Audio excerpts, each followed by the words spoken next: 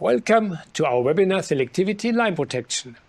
These sessions are made for those who start working or who are new in the field of protection and where a solid understanding of relay protection for distribution and transmission grids is essential. My name is Gerd Einsiedler and I am happy to guide you through this session of the webinar. Some of you might already know me. I have been working in protection and automation for nearly 30 years. Since September 2023, I am part of Siemens Power Academy in Nuremberg as a certified trainer for protection. And today I'm introducing you to Selectivity in Line Protection lectures. What does the application look like in transformer differential protection? And what does the application look like in busbar differential protection? And since we receive one question rather often, yes, we will record the webinar and make the recording available and the slides to all registered participants. If you already joined one of our last webinars, you already know the Q&A field in this application. Please type in your questions to the presenter in the question field. We will answer your questions during the dedicated Q&A session after the series on 21st of June. In addition to me reading aloud your questions, you could also chat with your experts in the background. Please be aware of the following limitation. The chat is available in live mode only. Q&A questions will be answered via email if not managed during the live session. And just in case you are in full screen mode, press Escape to see the Q&A and chat box. And now let me introduce our expert, Professor Dr. Siegfried Lemmer. Siegfried Lemmer graduated and received his PhD at RWTH Aachen University. He joined Siemens in 1986. For many years he was head of the product lifecycle management for protection, where he was deeply involved in the design of the 7.Protect and 7.Protect relay families.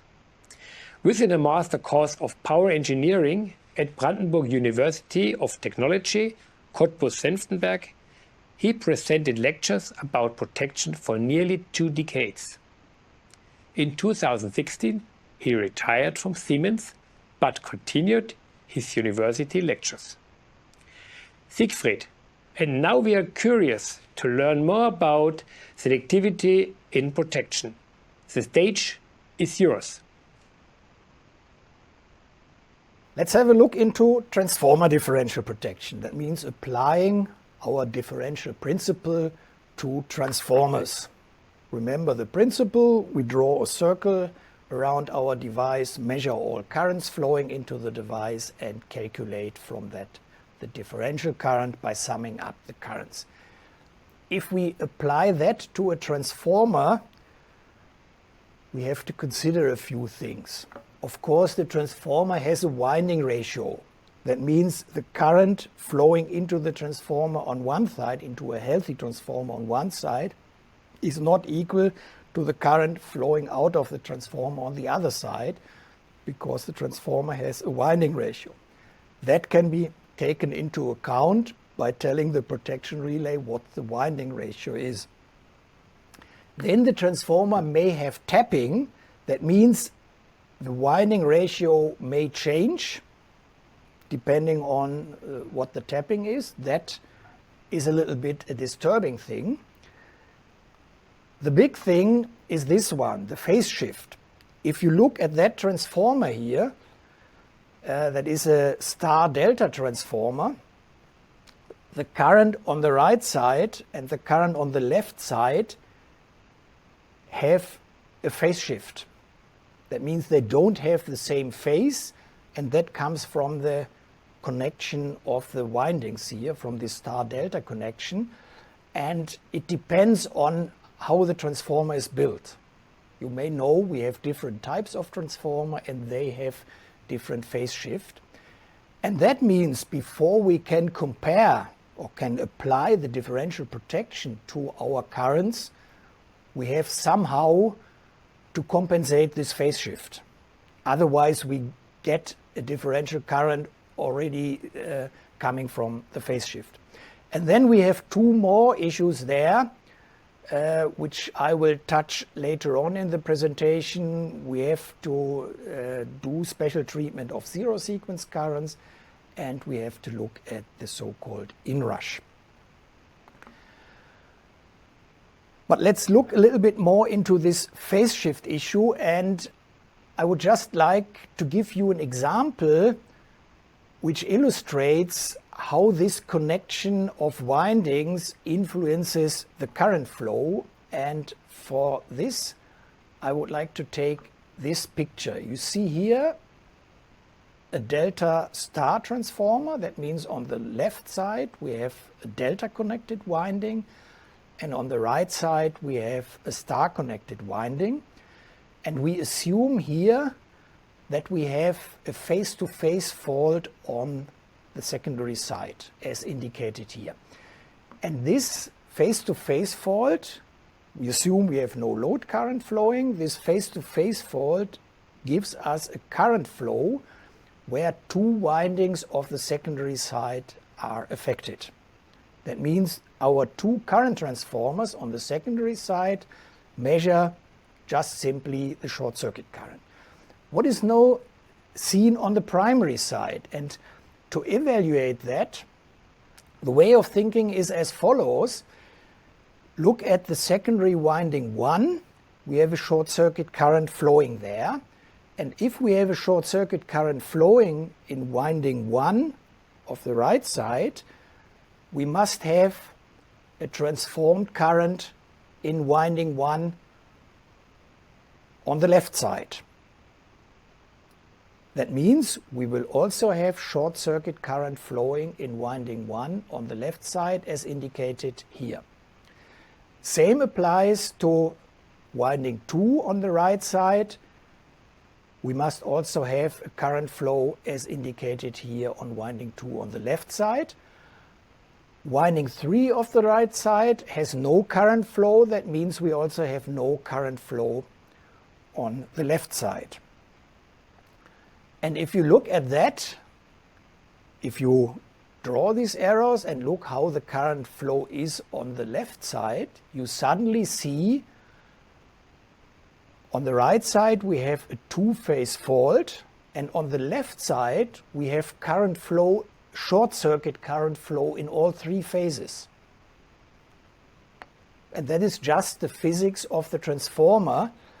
And you can imagine if you apply the differential protection concept to that, you will always see, for instance in this case, a differential current just coming from this strange behavior of the windings. The reason for that is that the current transformer do not show the current in the windings. If you look at for the delta side, if you look at the left side, the current transformers are installed at the terminal of the transformer, but they do not measure the current in the windings. And that has to be compensated by the algorithms. And to do that, some matrix operations with the measured values are required. And I don't want to show you here big matrices. I just want to show how the thing basically works. We measure the currents on both sides of the transformer. We give that to our protection relay. Then we do an adaptation of transformer ratio, current transformer ratio, and so on. So to standardize all measured values on a common level so that they can be compared.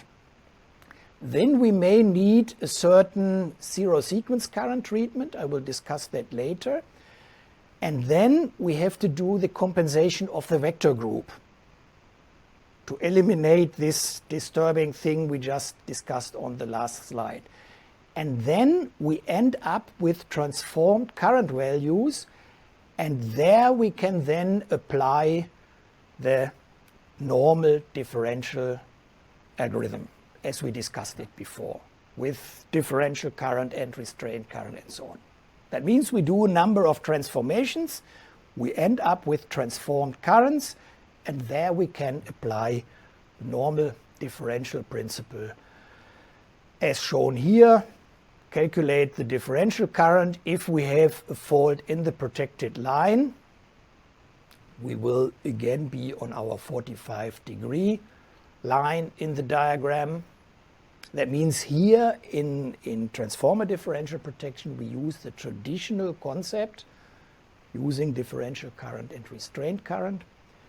If we have normal operation, the operating point is somewhere down there near the origin. Theoretically, it is on the horizontal axis.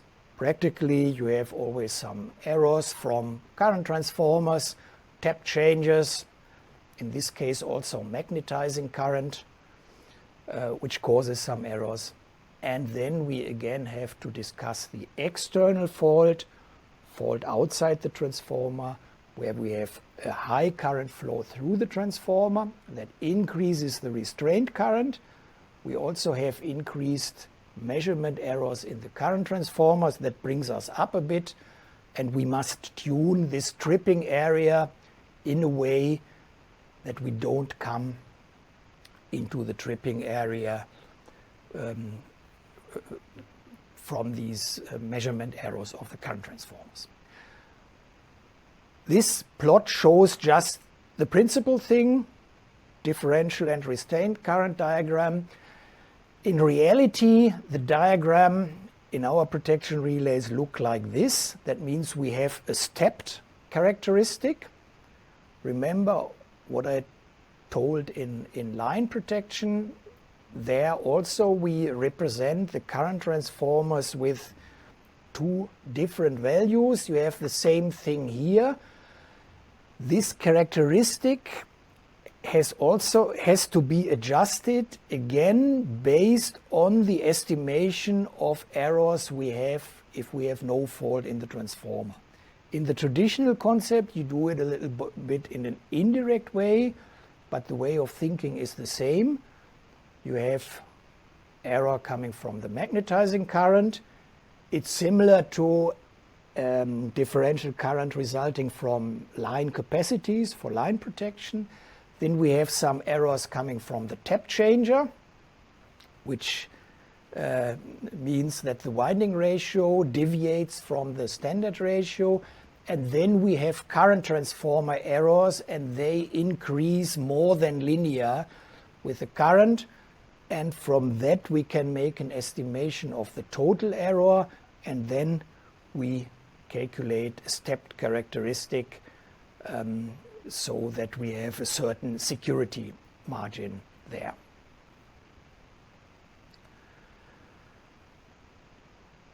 So that is how the thing works. Now we have to look at two issues which additionally have to be taken into account. One thing is the problem with zero sequence current in YND transformers. That means in transformers where we have one side with a star connection, where the star point is grounded, and the other side a delta connection. In these transformers, you may have a zero sequence system on one side. That means the sum of all currents flowing into the transformer on one side may deviate from zero because part of the current flows to the star point. On the delta side, you have no star point connection. That means there is no current flow to ground. And that means the sum of the currents on the delta side is always zero. That means you have no zero sequence current on the delta side. And that causes trouble if you apply the normal principle, and that has to be compensated, as we also have to compensate the vector group issue. And there are two possibilities to compensate that. One possibility is to eliminate this zero sequence system. That means we measure the currents on the star side, eliminate the zero sequence system, and then continue the whole thing with eliminated zero sequence system. then we have currents from both sides without a zero sequence system, and they can be managed as discussed before. That is possible. That reduces a bit the sensitivity for internal faults, but you have to do that if you are not able to measure the current in the grounded star point. If you are able to measure the current, that means you have an additional current transformer which measures the star point current, then it is possible to correct that without affecting the sensitivity. That means then we apply a correction operation in our algorithm which takes the measured star point current out of the current so that both currents from both sides can be compared. Then, as I said, the sensitivity is not affected. The disadvantage is you need a current transformer in the star point. That means either you need an additional current transformer or you have a little bit a reduced sensitivity, depending for every application that has to be decided. That was the issue with the zero sequence currents. And another issue in current transformer protection is the inrush. What is an inrush? Imagine you have a transformer which is not energized, maybe secondary side is open, and now you close the breaker on the primary side and you energize the transformer. And what then happens is plotted here in this diagram. You suddenly see, although nothing is connected on the secondary side, you see pretty high currents flowing there. And the range here of these diagrams is around 1000 amps. There's current flowing into the transformer. You see it decreases a bit. It's different in the phases because the amount of current you see there depends on the angle where the circuit breaker is closed. And if it is simultaneously closed on all three phases, that means in all three phases you have a little bit different behavior. And then it takes a few seconds, and after that the current disappears. So what does that mean for differential protection? That's a typical situation. You have current from one side, the other side has current zero, and that means you calculate a differential current, and with this differential current you may be in the tripping zone and you may trip. But that is not a short circuit, it's not a fault, it's a normal behavior of a transformer. So the inrush is a normal effect, no tripping allowed. But if we just apply the differential algorithm, it would trip. So what can we do? Not a good idea would be say, okay, if the differential protection trip, we switch off the protection relay, energize the transformer, wait until this is gone, and then reactivate the protection relay.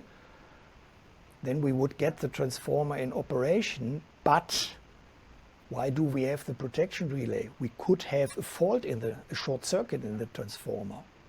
Somewhere in the bushing, an earth fault or whatever. And then energizing it without protection running is not a good idea. We might burn down the transformer. The whole thing might explode. So never do that. That means we must think about something else. And a typical thing which is traditionally done to detect this inrush and to distinguish differential current coming from inrush from differential current resulting from a short circuit, a typical approach is the use of the second harmonic. If you look at these current plots, you see that are not really sine waves. There is a high content of second harmonic in these currents, and that is a good criterion. That means we do a permanent Fourier analysis, and if we suddenly see differential current with a high content of second harmonic, then we say, okay, it looks like an inrush. We block the protection or part of the protection, the sensitive part of protection, for a while until it disappears. So the use of second harmonic is this has been used for decades already. What we realized in recent times is that due to optimization of the transformer design and also resulting from new magnetic materials in the transformer, this second harmonic criterion turned out to be a bit difficult to set. Because you must figure out what should be the level above which you say that is an inrush, and it became more and more critical to figure out the right value. And for that reason, we are now using an additional approach to detect that thing, the so-called current wave shape analysis. That means we look at the pattern of the current curve, and there are special features you have in this pattern which are characteristic for an inrush, and this pattern analysis is then used to block the protection in case of an inrush. Important thing is blocking of protection is always a critical thing. That means this is not just a tiny little bifunction. Blocking is always critical because you must always make up your mind, is there a certain risk that you make a wrong blocking of a protection? That means if you have in reality a short circuit and then your algorithm suddenly says, oh, it looks like an inrush, and you block the protection, you have a missing operation of your protection. That means these algorithms for inrush detections are very sensitive things. They must be treated and tested very carefully so that you don't do a wrong blocking. Normally the blocking affects only the sensitive part of the algorithms. That means there is no risk that high current faults are also blocks, but nevertheless that is a sensitive thing. Of course, differential protection also for transformer has a certain sensitivity limit. Now you saw we have differential currents coming from tapping, from magnetizing current, from current transformers. It has a certain sensitivity limit, and there is, for instance, one type of fault where this sensitivity limit may disturb us. That is a winding fault. Imagine we have a fault on the secondary winding. If the ground fault is from the terminals to ground, you have a high short circuit current because you have the full voltage of the secondary side driving this current. But the fault point can be anywhere in the winding. It can be from the middle of the winding to ground or lower down. And the critical thing is to have a fault between only a few windings and ground. And if you calculate that, if you apply the normal differential algorithm on such a case where you have a short circuit between only a few windings and ground, you would find yourself somewhere near the origin in this diagram, but still in the green area. That means a normal differential protection would not trip on this fault.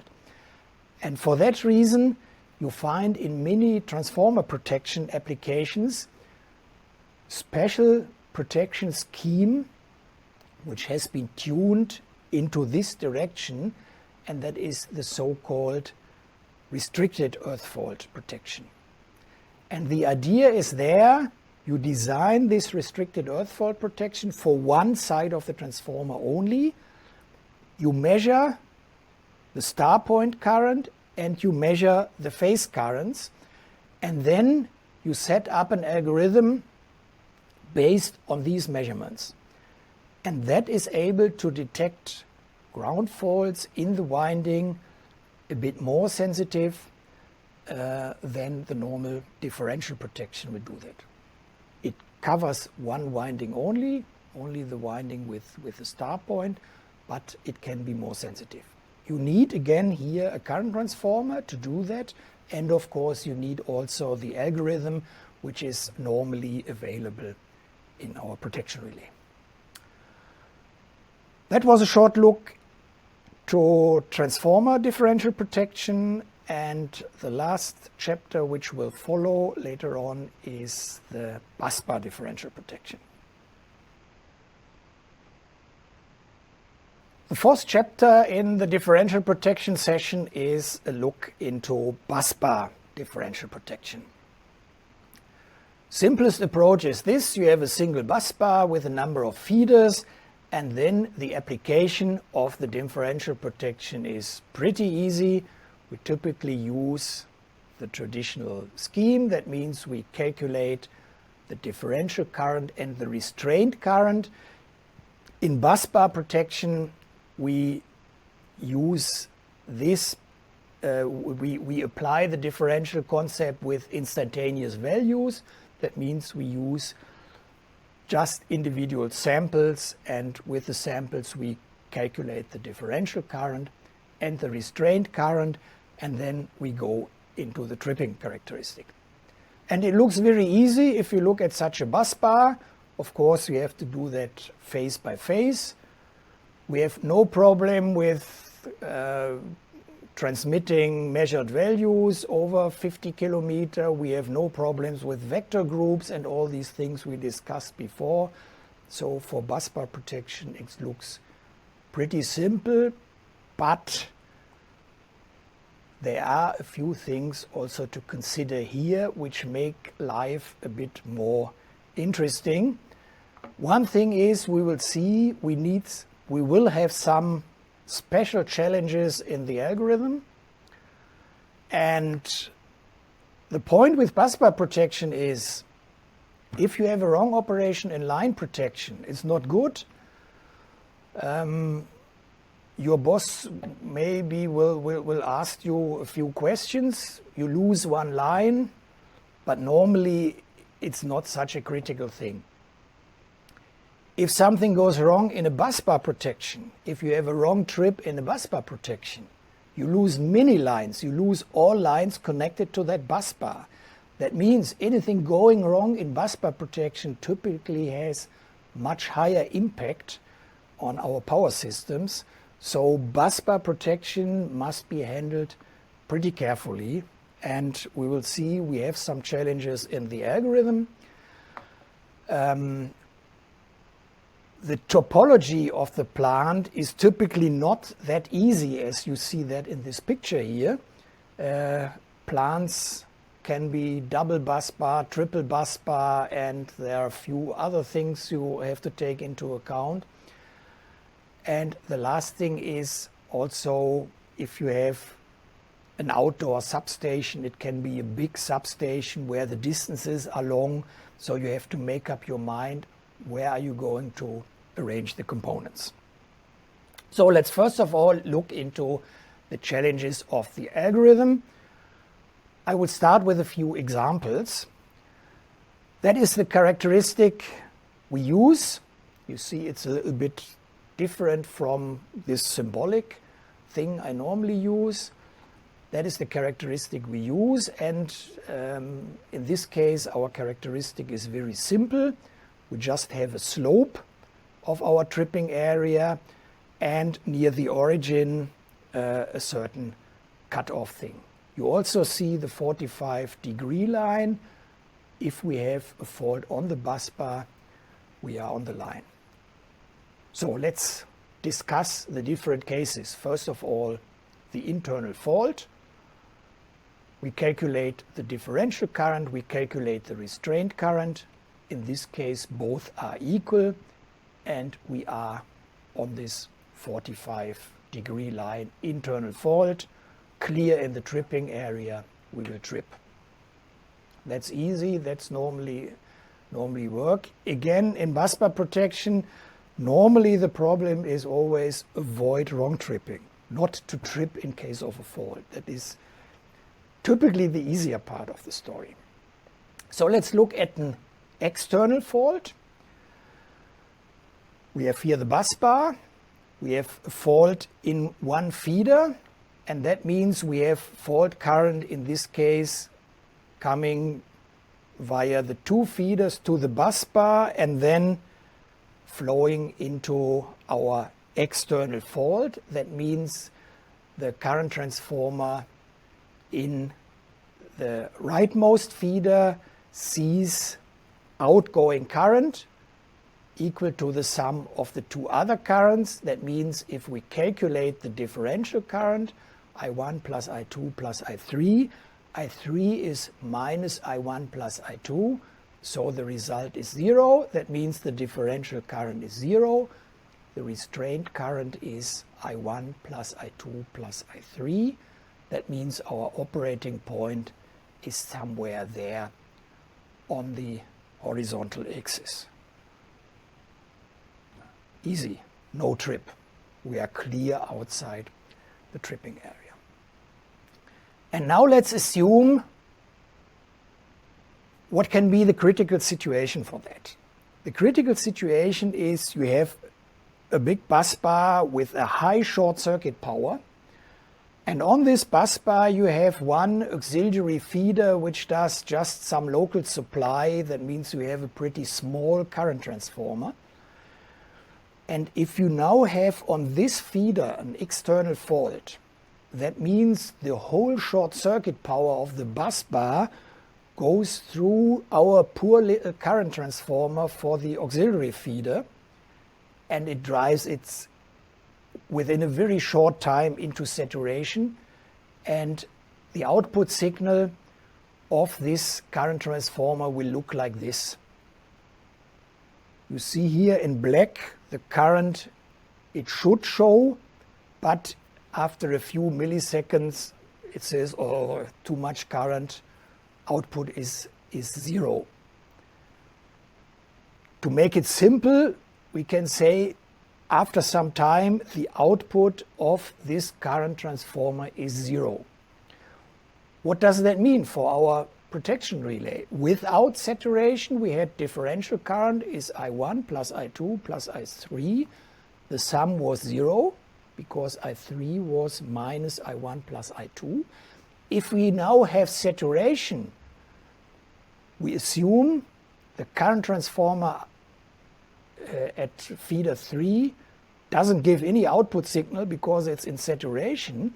Then the differential current, we calculate from that, because now I3 is missing, is only I1 plus I2. Also the restrained current is I1 plus I2. And that means our operating point now moves from here up into the tripping area based on this saturation effect. And that, of course, is the thing which has to be avoided. Now, we have a short circuit on an outgoing feeder, and we would expect that the outgoing feeder protection trips and not our bus bar, because then we would lose the whole bus bar. That means we must do something in this situation to avoid a wrong tripping.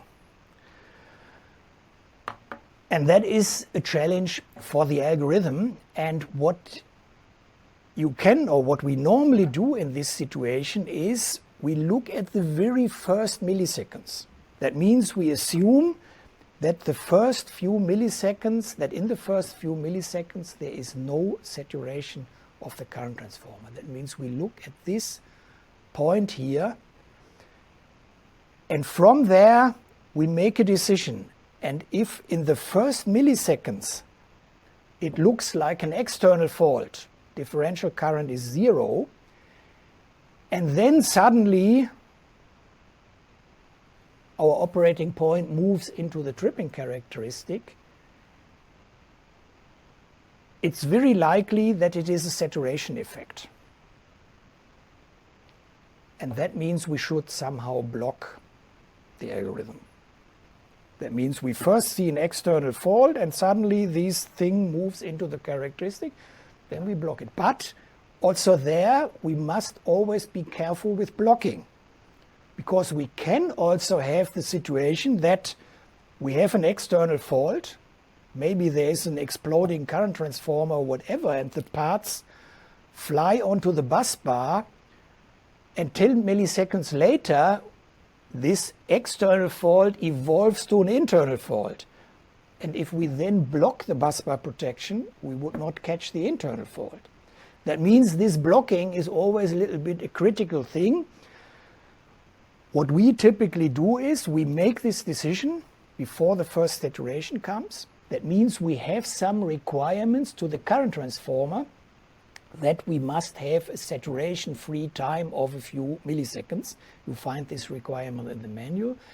And then we do blocking of a fast algorithm, and we activate then algorithms with longer data windows which are not that sensitive on saturation. You can do some 2 out of 2 measurement or whatever, which avoid wrong tripping on one side, but on the other side, they allow, if the fault really evolves from an external fault into an internal fault, which allow, in this case, a tripping of this internal fault. Maybe a little bit delayed, but it should still be tripped. You see, there is some challenge in the algorithms there, especially because normally the requirement for busbar protection is it should be very fast. We are talking here really about milliseconds. We have for the reaction time, of course, you have to add to that before you have the tripping time, the breakers have to open and so on. But busbar protection is the type of protection with really the highest requirements concerning tripping time. That were the challenges concerning the algorithm. Another challenge is concerning the topology of the plant. And this can be very different. It can also be very complicated. What I show here is just one step further. Instead of having one busbar only, this is a double busbar substation. And in this substation, you see every feeder has a circuit breaker and has 2 isolators, and with these isolators you can connect the feeder either to the green busbar or to the purple busbar. And of course, in such a substation you would like to have a busbar protection separately for the 2 busbars. That means if you detect a short circuit on busbar A, you would like to trip only the feeders which are connected to busbar A. And the same applies to busbar B.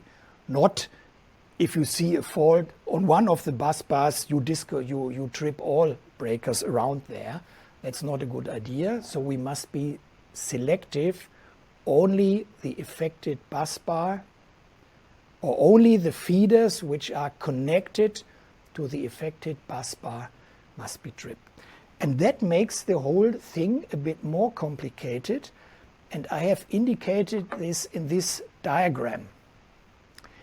In the current transformers indicated with these circles on the lower part, I have indicated by color to which busbar the feeder is connected. So you see the 2 leftmost feeders are connected to busbar B, to the green one. Then the third one is connected to the purple busbar, and so on. And then virtually we must connect all green current transformers to one algorithm where we calculate the differential current and the restraint current, and all feeders connected to the purple busbar. All these currents are combined into another algorithm. You see here, for instance, this feeder, one isolator is closed, the other one is open. That means we must take into account the position of all isolators to find out, is this measured current now part of the green equation or part of the purple equation. This one would be, this current measured in this feeder would have to go into the calculation for the green bus bar, and the other one on this side would go into the calculation for the purple bus bar. So it's not really rocket science, but such a bus bar can be even more complicated, can even have more feeders. That means you end up in a lot of wiring and contacts and so on, and there is always a risk that something in this topology information is wrong. And now it's important that we avoid that wrong topology information does not lead to wrong trips. That means we must implement in busbar protection a few good ideas to avoid wrong tripping just because of wrong topology information. Wrong topology information means the algorithm thinks the feeder is connected to the green bus bar, but in reality it's connected, for instance, to the purple bus bar. And the reason for that can be broken wires. No, if it is a big substation, there's a lot of wiring down into the field where you need the position of all the isolators. We can also have failing contacts. These isolators are outside. They may become old and contacts can sometimes fail. So this has to be detected before we make a wrong trip. And we also have sometimes switching actions. For instance, maybe we want to change one feeder from the green bus bar to the purple bus bar. And that means we start operating circuit breakers and isolators to do these transitions. And that means we have intermediate states. That means states where it's not really clear, is the isolator already connected to that one or is it still with this one? And also these intermediate states have to be taken into account, and the whole protection system must be safe against wrong trips just based on this wrong topology information in these intermediate states. And you can imagine there's a lot of experience which has to go into such a protection technology. One thing which helps us there is the use of a so-called check zone. What is that? I show here again these two bus bars, the purple bus bar and the green bus bar. We set up our equations, differential current and restraint current, separately for the green and for the purple bus bar, taking into account the topology information. And the idea is now to define a yellow zone which goes around the whole thing and which calculates the differential current and the restraint current across all feeders without taking into account topology information. And then the tripping condition is we will only trip if, for instance, the purple zone says, I see a fault, I am in the tripping area, and also the check zone says, yes, I also see that fault. I don't know where it is, maybe on the green or on the purple one, but I also see a fault. Then we are pretty sure that there is a short circuit. If only the purple zone says, I see a fault, and the yellow zone says, I see no fault, then there is a certain risk that the fault indication results from a wrong topology. So the check zone, which is a standard feature, helps us to avoid wrong tripping because of wrong topology information. So that was the second challenge we have. And the third one is an easier one. That is the question, where are the components? And I show here in these two pictures the possibilities we have. On the left hand, we see a centralized busbar protection. That means we have one device, one protection relay there, and all current transformers, all contacts from isolators and so on. In this case, it's even a triple busbar thing. Everything is wired to our single device. This can make sense, or this makes sense for maybe smaller substations, especially for indoor, where the distances are not that high. That's called the centralized protection, because everything is wired to one central point. On the right side, you have the so-called distributed busbar protection. What is the difference there? The equation for differential and restraint current, they always have to be done on a central point. That means we must always have one device where everything comes together. But for the distributed busbar protection, the data acquisition is distributed, decentralized.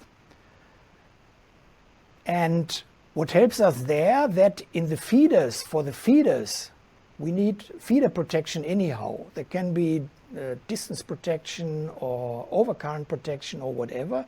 That means we already have protection relays there who do the data acquisition. Or we install a separate device just for data acquisition for busbar protection, like we had it, for instance, in the previous generation. And then we have a communication system which delivers everything, all sampled values, to the central point where we run the protection algorithm.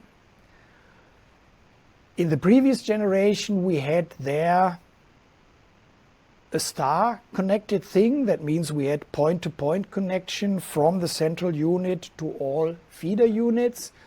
With CProtect 5, we have now this ring-type communication available because we make there use of modern process bus technology.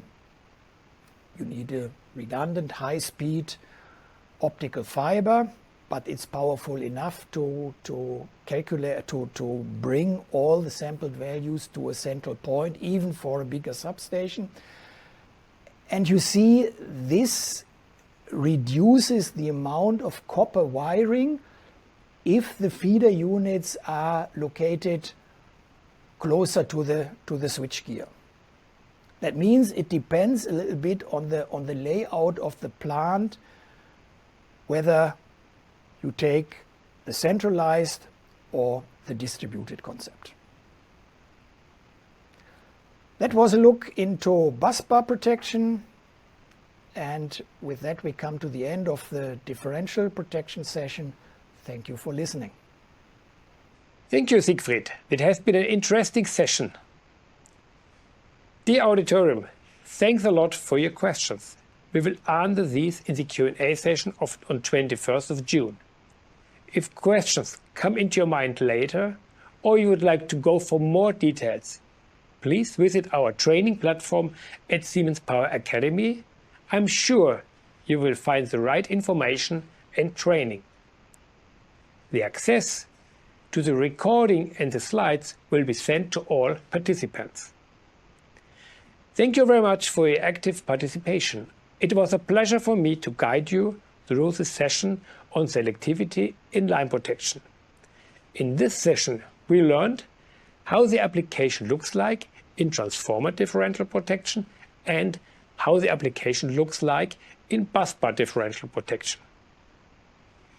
I'm looking forward to meeting you soon in the Q&A session of our series on June 21, where we will answer your questions from the webinar Basics and Selectivity in Protection. Stay safe and sound, take care, and goodbye.